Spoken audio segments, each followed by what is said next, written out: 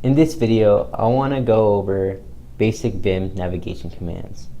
The last video was just an introduction to Vim, so if you haven't seen that video, go watch that first. Without further ado, we're going to go right into this file, which is Declaration of Independence txt, which is just a transcript of the Declaration of Independence. So, if you recall from the last video, you can use your arrow keys to move the cursor, but a much more efficient way is to use K to go up, J to go down, L to go right, and H to go left. So, the first command in this video that I want to show you is GG, as in golf, golf. If I press GG, wherever I am, I go to the beginning of the first line. Even if I'm on the first line and I press GG, I'm going to go to the beginning of that line. But anywhere I am and I press GG, I go to the beginning of the first line. Similarly, if I press Shift G or capital G, I go to the beginning of the last line. And again, even if I'm on the last line and I press Shift G, I just go to the beginning. To go to any arbitrary line, I have to specify the line number and then press GG. So if I type in 41 GG, I go to line 41, where it says, for depriving us in many cases of the benefits of trial by jury.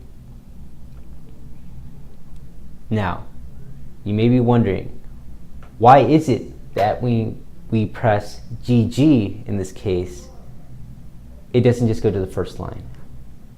All you need to know is that by prefixing the command with a number, Vim knows that you're not trying to go to the first line, you're trying to go to a specific line. That's all you need to know, but just know it works. In fact, if you press 1 GG, we go to the first line. If we press 65 GG, we go to the last line. And that's not because it's anything 1 and 65. Well, it's not because 65 is special. I just happen to know that 65 was the last line. But 1 is always going to be the first line, which actually goes into the next command I want to show off, which is 0. So there's no such thing as a 0th line. So Vim knows that if you press 0, you're not trying to go to the line number. So what does 0 do? So if I'm in the middle of this line and I press 0, I go to the beginning of the current line I'm at, wherever I am. So if I'm here, I press 0, I get to the beginning. Similarly, if I press the $ or Shift 4, I go to the end of the current line. If I just keep on pressing 0 and $, I can go back and forth.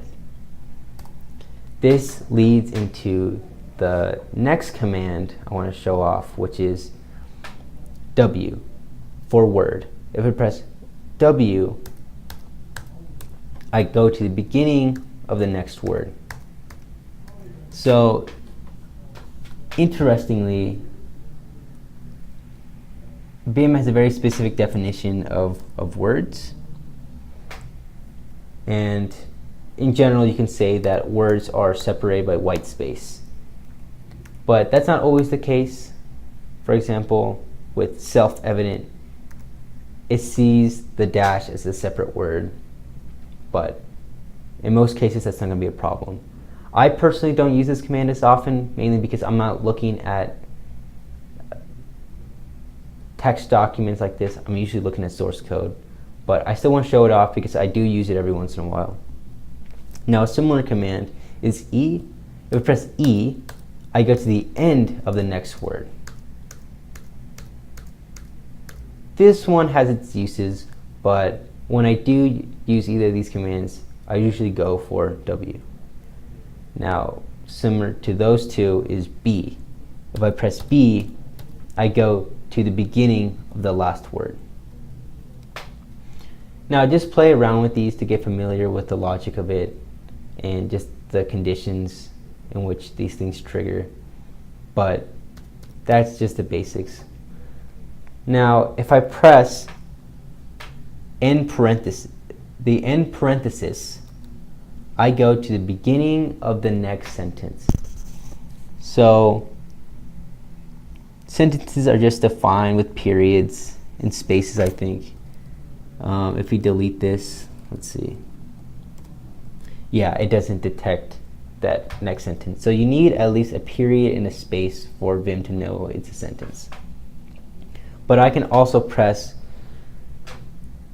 left parenthesis to go back. So I press right parenthesis to go forward and left parenthesis to go back sentences.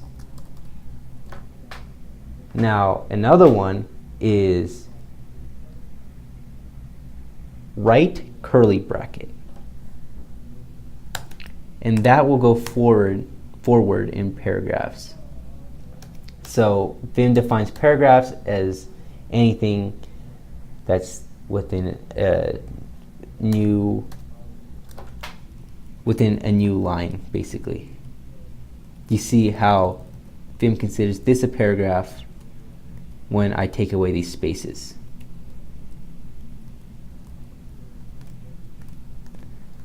And similarly, if I press Shift left curly brace, I go back a paragraph.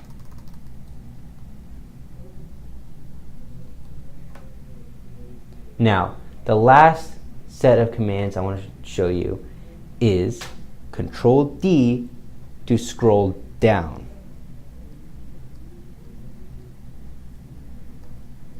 And then Ctrl+U